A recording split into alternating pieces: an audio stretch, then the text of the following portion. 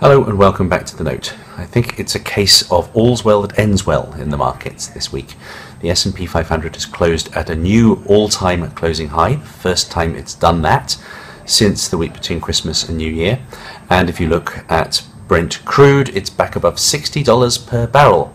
Again, for the first time in about 2 months, it's actually up for the year. There is a sense now that the very dramatic cutbacks that oil companies have announced in their production will finally have succeeded in drawing a line under the free fall in oil prices.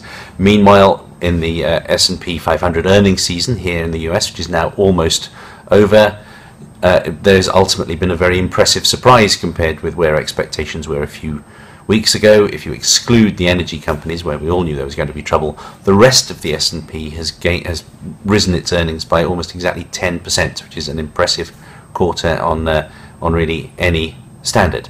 Finally, there is optimism about both of the main geopolitical situations at the moment which are causing concern. First of all, in the Ukraine, where there is a ceasefire, or at least one has been agreed, and in Greece, where we have a showdown meeting coming up on Monday.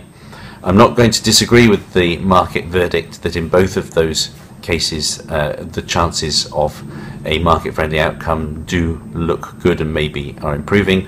I would, however, caution that in both cases we still can't take that kind of a positive outcome for granted. There are still many possibilities for things to go wrong there. It looks to me as though the market might be understating the risks in those situations.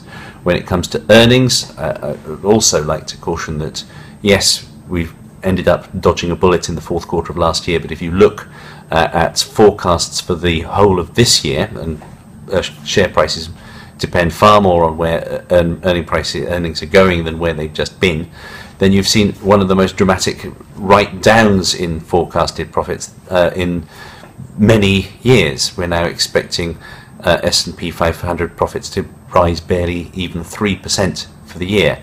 That may well be an overreaction, but it's significant, and it's certainly a signal that all may not be well.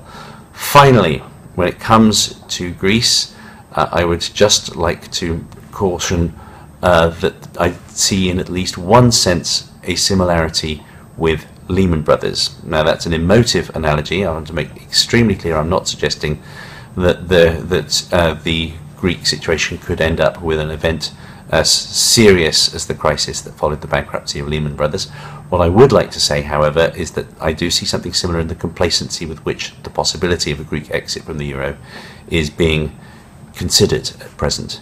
Back in the case of Lehman Brothers, it's easy to forget now, but the crisis has been going on for more than a year at the point that that bankruptcy was allowed to happen. And there was a sense after a series of bailouts, after many people had thought very hard about what might happen if this were to occur, that market participants were ready for this now, that in many ways it might be healthy at last to let one of the big systemic banks go down, as this would stamp out moral hazard. We all know how that worked out. There were various little cogs in the financial system that people hadn't thought about, and the bankruptcy of Lehman led to a very major financial crisis. I am not, repeat, not saying that that is going to happen if Greece leaves the euro, but I am going to say that I see something similar in the complacency with which people are viewing the possibility of a Greek exit. If it happens, still on balance unlikely, it would be a major event.